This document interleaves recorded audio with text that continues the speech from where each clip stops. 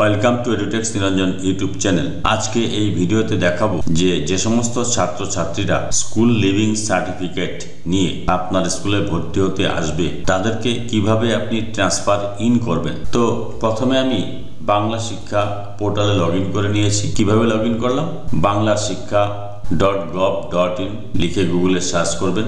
Search করার পর আপনার যে ডাইস কোড রয়েছে, ডাইস কোডের সাথে 32 দেবেন। তারপর আপনার পাসওয়ার্ড দিয়ে ক্যাপচা দিয়ে লগ ইন করবেন। তো লগ ইন করার পর বাদিকে দেখবেন অনেকগুলো মেনু রয়েছে। তার মধ্যে থেকে আপনি চলে আসবেন স্টুডেন্ট প্রমোশন অ্যান্ড ট্রান্সফার এই অপশনটাতে। এই অপশনটাতে ক্লিক করলাম। এই অপশনটাতে ক্লিক করার পর নিচের দিকে দেখুন ট্রান্সফার ইন, ট্রান্সফার আউট। আপনার বিদ্যালয় থেকে যে সমস্ত ছাত্রছাত্রী অন্য বিদ্যালয়ে চলে যাবে তাদেরকে ট্রান্সফার আউট করতে হবে। যারা এই বিদ্যালয়ে ভর্তি হবে, আপনার বিদ্যালয়ে ভর্তি হবে, তাদেরকে ট্রান্সফার ইন করতে হবে। তারা যদি স্কুল লিভিং সার্টিফিকেট নিয়ে আসে তাহলে তাদের ক্ষেত্রে আপনার ট্রান্সফার ইন করতে হবে। তো ইন করলাম। ট্রান্সফার ইন করার পর দেখুন এখানে স্টুডেন্ট কোড, যে স্টুডেন্টটি ভর্তি হতে আসবে আপনার বিদ্যালয়ে অন্য বিদ্যালয় থেকে, সেই স্কুল লিভিং সার্টিফিকেট দেখবেন স্টুডেন্ট কোড থাকবে। সেই স্টুডেন্ট কোডটা আমি এখানে ইনপুট করছি। তো স্টুডেন্ট কোডটা স্কুল লিভিং সার্টিফিকেট থেকে দিয়ে আপনি এখানে সার্চ স্টুডেন্ট অপশনে ক্লিক করবেন। সার্চ স্টুডেন্ট অপশনে ক্লিক করার পর দেখুন স্টুডেন্টের এখানে কোড, প্যান নাম্বার, তারপরে তার নাম, তারপরে contact number, date of birth,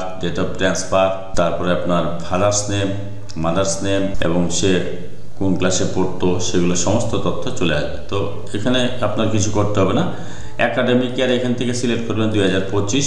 student admission number আপনি একটা দেবেন। অ্যাডমিশন নাম্বার আপনার যেটা হবে সেটা দেবেন। আমি অ্যাডমিশন নাম্বার দিলাম 23/2025। স্টুডেন্ট অ্যাডমিশন ডেট 3 তারিখে অ্যাডমিশন হয়েছে, 3 তারিখ দেবেন, জানুয়ারি 3 তারিখ। এবার এখান থেকে প্রেজেন্ট ক্লাস হচ্ছে ক্লাস 6 সিলেক্ট করলাম আমি। সেকশন এখান থেকে অটোমেটিক চলে আসবে ক্লিক করলে। প্রেজেন্ট স্ট্রিম, তো ক্লাস 6 যে ভর্তি হবে তার ক্ষেত্রে arts, science, commerce, vocational, others কোনোটাই অ্যাপ্লিকেবল নয়, তাই নট অ্যাপ্লিকেবল অপশনটা সিলেক্ট করব।